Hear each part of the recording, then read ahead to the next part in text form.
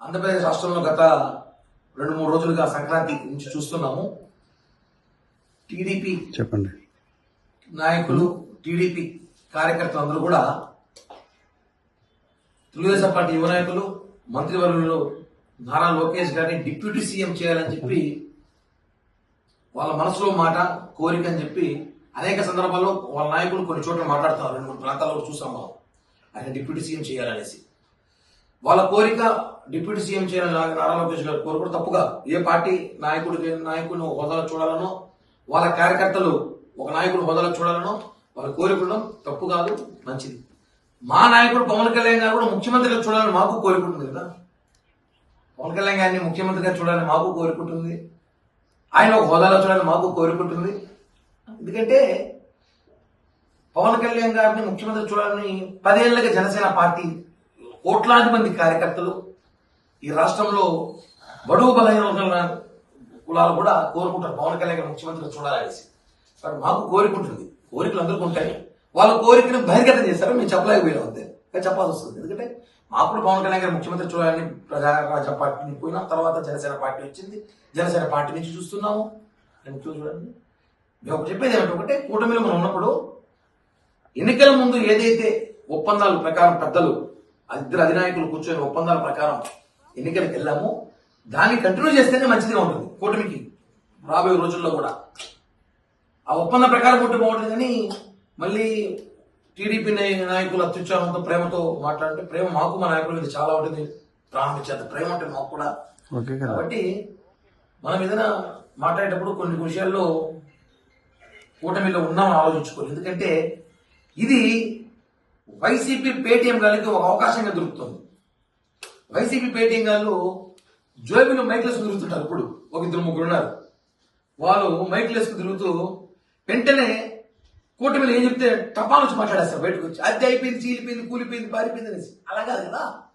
ఇక్కడ ఒప్పందం ప్రకారం ప్రజలకి మనం ఇచ్చిన హామీ నెరవేరుస్తున్నాం. పవన్ కళ్యాణ్ గారు చూస్తున్నాం, శ్రమిస్తున్నాం నిత్యం. చంద్రబాబు గారు శ్రమిస్తున్నారు, లోకేష్ గారు శ్రమిస్తున్నారు, అందరూ పనిచేస్తున్నారు, పార్టీ ముందుకు తీసుకెళ్తాం, ప్రజలకి ఇచ్చిన హామీ నెరవేరుస్తున్నాం. కాబట్టి ఒకటే మనం చెప్పలేమంటే, కూటమి నాయకులు మనం ఈ సోషల్ మీడియాలో ఈ బహిరంగ మాట్లాడడం వల్ల వైసీపీ నాయకులకి అవకాశం ఇచ్చినట్టు అయిపోతుందేమో, వాళ్ళకి మాట్లాడుకునే ఛాన్స్ ఇస్తున్నామేమో అనిపిస్తుంది అభిప్రాయం.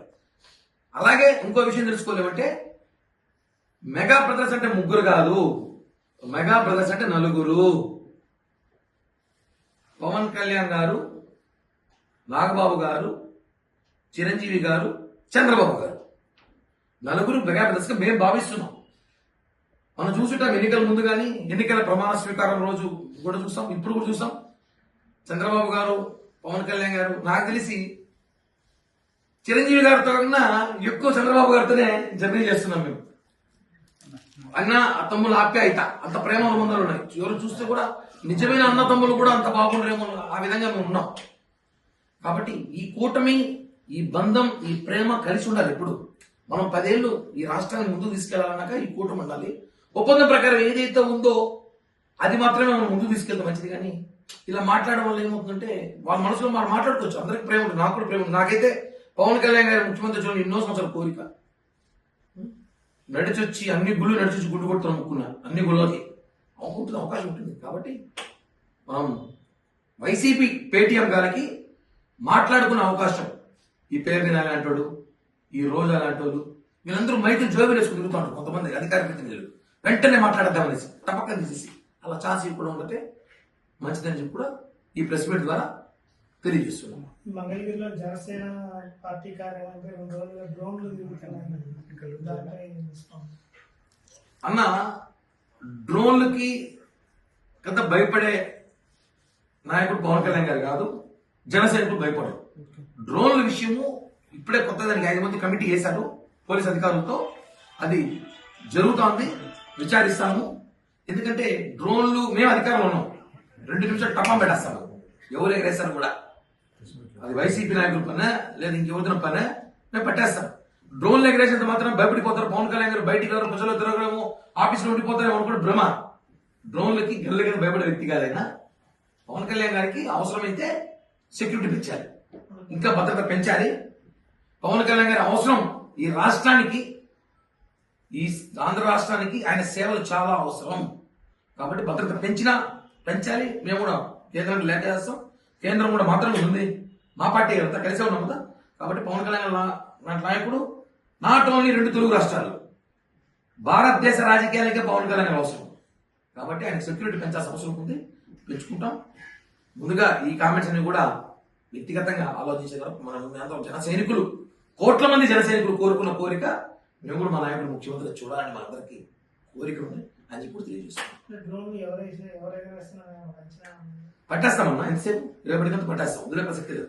ఎవరు ఎగరేస్తారు? అదేమైనా డ్రోన్ ఎగరడానికి అదేమైనా సినిమా షూటింగ్ చేస్తాం అక్కడ? డ్రోన్ ఎగరే పార్టీ కార్యాలయం, డ్రోన్ ఎగరేయడం, డ్రోన్ ఎగరే పార్టీ కార్యాలయం ఒక పవన్ కళ్యాణ్ గారు ఉంటారు ఆఫీస్ లో, అంత సిబ్బంది ఉంటారు, పైన ఎగరేసి అంటే రెక్కి నిర్వహిస్తున్నారేమో. ఎక్కడెక్కడ పాయింట్స్ చెక్ పాయింట్లు ఉన్నాయో, ఎక్కడెక్కడ సెక్యూరిటీ ఉందో, ఎక్కడెక్కడ సెక్యూరిటీ లేవు, ఎన్ని కిలోమీటర్ ఉంది, ఆ చిన్న చూస్తున్నారేమో. ఎందుకంటే చెప్తున్నాం కదా, పవన్ కళ్యాణ్ గారి దెబ్బ జగన్ గోపు గుయ్యమంది, భయపడ్డాడు. మొత్తం వైసీపీ శ్రేణులు భయపడింది. అంటే మేము వాళ్ళ మీద డైరెక్ట్ చెప్పలేము కదా, ఆధారాలు కావాలి. దొరికితే ఖచ్చితంగా అయితే చర్యలు తీసుకుంటాం, వదిలిపెట్టే ప్రసక్తి అయితే లేదు. అంటే ఈ నారా లోకేష్ అభిమానులు ఉప ముఖ్యమంత్రి కావాలనుకున్న విషయం అంటే మీ కూటమిలో తెలిసిపోయింది అన్న. ఒకటన్నా, మేము కూడా మొన్న టీవీలో చూసాము, కాకినాడలో ఒక నాయకుడు, అలాగే నెల్లూరులో ఒక నాయకుడు, రాజంపేటలో ఒక నాయకుడు మాట్లాడుతూ ఉప ముఖ్యమంత్రి కోరిక మంచిదేనా, నేను తప్పట్లేదు.